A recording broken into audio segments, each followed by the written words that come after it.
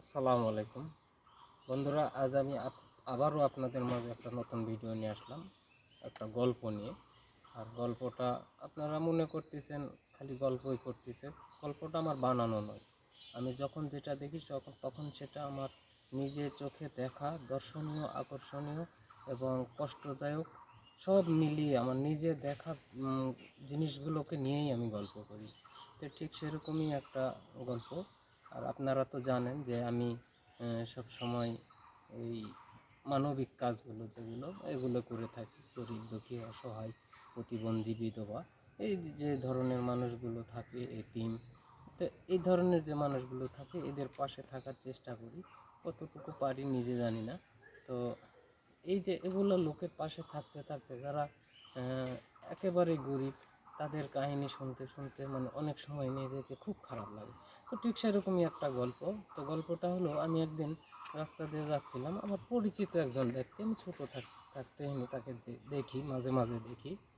তো ওই ব্যক্তিটা বৃদ্ধ, মানে মাজা কুঁজো করে হাঁটে, মাজা সোজা করে দাঁড়াতে পারে না, কিন্তু তারপরেও তাকে পরিশ্রম করতে হয়। তো সেদিন দেখলাম আগেকার লোক, আপনারা যারা দেখছেন জানেন, আগেকার লোক যারা আইসক্রিম বিক্রি করতো তারা কিন্তু সাইকেল, মোটর সাইকেল, ভ্যান গাড়ি এগুলো তো করে আইসক্রিম বিক্রি করতো না। তারা কাঁধে করে ভার বহন করে দুই সাইডে পেটি নিয়ে যেত। তো ঠিক সেরকমই বৃদ্ধ লোকটা এই বরফের দুইটা পেটি, মানে দুইটা বাক্স দুই সাইডে দড়ির সাথে বেঁধে কাঁধে করে নিয়ে যাচ্ছে। আমি বললাম, চাচা দাঁড়ান তো, আপনার তো অনেক দিন থেকে দেখি, তো একটু আপনার সাথে গল্প করি। তো এমন তো সময় চাচা একটু হাসি দিয়ে তার ভাতটা রাখলো, পেটিগুলো রাখলো, রাখা বলেছে যে আমার সাথে আবার গল্প, বাবা কী গল্প করবে, ওকে বসেন। তো বসে তার পারিবারিক খবর নিলাম। আর আমি তাকে জিজ্ঞেস করলাম এরকম যে আপনি তো এখন বৃদ্ধ মানুষ, আপনি যে হাঁটাটাই আপনার অনেক কষ্ট, তারপরেও আপনি কেন এই যে কষ্টের কাজ, এখন তো মানুষ সচরাচর এইভাবে এই ব্যবসা করে না, আপনি যে আইসক্রিম বিক্রি করতেছেন এই যে পেটিক করে কাঁধে করে নেবেন, আপনি তো এখন তো মানুষ এভাবে করে না, আর আপনি তো করতেছেন আর আপনি এইভাবে করতেছেন কেন, একটা সাইকেলে নেবেন, একটা ভ্যান গাড়িতে নেবেন, তাহলে তো আপনার কষ্টটা কম হবে।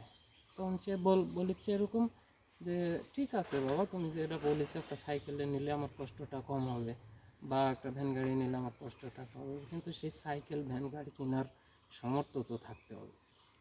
শুনে উনি অনেকটাই কষ্ট লাগলো, দীর্ঘদিন থেকে সে ব্যবসা করতেছে, তারপরেও এতদিন পর্যন্ত সে একটা সাইকেল কিনবে এরকম সামর্থ্য তার হয়নি, বা সেরকম টাকা পয়সা সে গোছাতে পারেনি। তারপরে আমি জিজ্ঞেস করলাম, আপনার সন্তান কয়জন, ছেলে কয়জন, মেয়ে কয়জন? তো বলেছে যে আমার কোনো ছেলে নাই বাবা, আমার 5টা মেয়ে। তখন আমি শুনে আর একটু মানে একটু অবাক হয়ে গেলাম। তো 5টা মেয়েকে বিয়ে দিয়ে দিয়েছেন? তো হ্যাঁ, 5টা মেয়েকে বিয়ে দিয়ে দিয়েছি।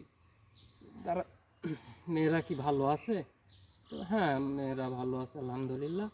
আর আমি এভাবে সংসার করেই খাচ্ছি বাবা, কী করবো, অন্য কোনো কাজ বা অন্য কোনো ব্যবসা তো করতে পারি না, এটা করেই খাই, আগের থেকে অভ্যাস।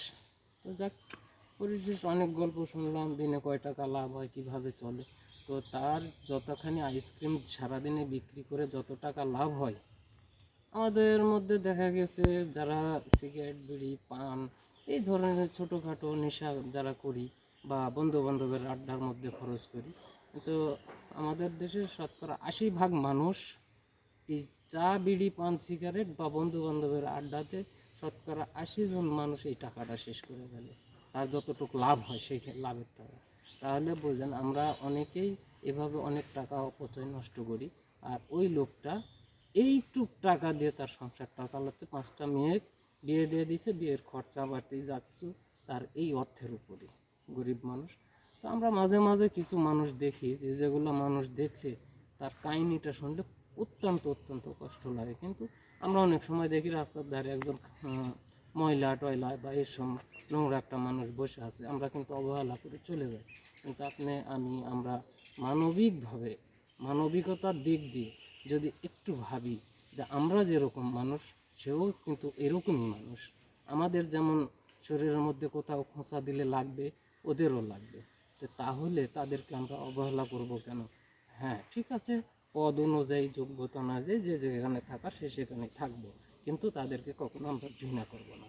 এটাই আমার বলার ছিল। তো ধন্যবাদ, সবাই ভালো থাকবেন। আসসালামু আলাইকুম।